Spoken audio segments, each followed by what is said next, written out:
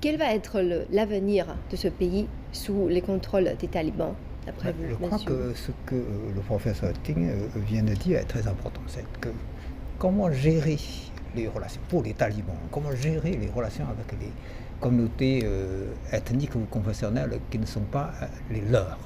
Bon, ça c'est très important. Jusqu'à présent, les talibans ont toujours manifesté une volonté de réconciliation. Par exemple, voilà, lors de la conférence de presse en question, les talibans ont appelé à tous les fonctionnaires actuels du gouvernement, c'est-à-dire du gouvernement Président. qui vient d'être renversé, Mm. de continuer à travailler. Mm. Et ils ont aussi annoncé l'amnistie vis-à-vis de tous les fonctionnaires, mais aussi vis-à-vis de tous les militaires du gouvernement précédent, du gouvernement renversé.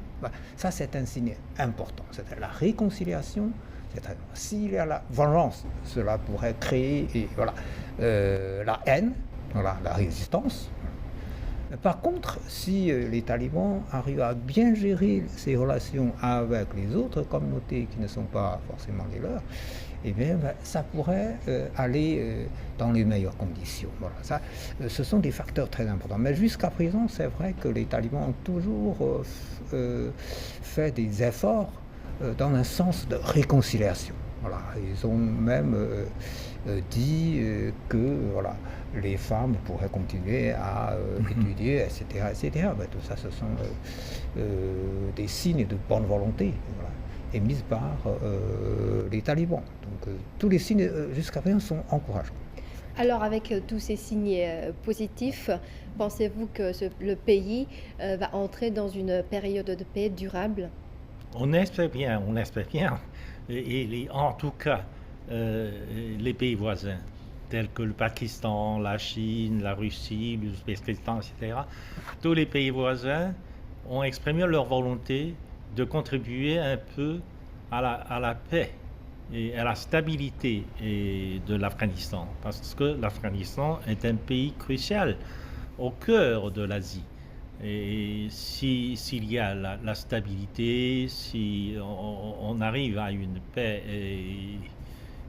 disons, durable, donc ça pourrait apporter beaucoup de choses dans la région. Ça pourrait soulager, par exemple, les pays de leurs frais de sécurité, par exemple. Et ça pourrait contribuer aussi à la prospérité de la région, parce que l'Afghanistan est aussi un pays très riche en réserve de minerais, de toutes sortes de minerais. Donc si l'Afghanistan veut vraiment participer au développement économique de la région, parce que cette région-là est très importante, dans les dernières années, si on regardait le développement des pays de l'Asie centrale, des pays tout autour, en Afghanistan, etc., ce sont des pays émergents, nouvellement émergents. Donc l'Afghanistan pourrait se joindre au rang des pays émergents et se développe assez rapidement.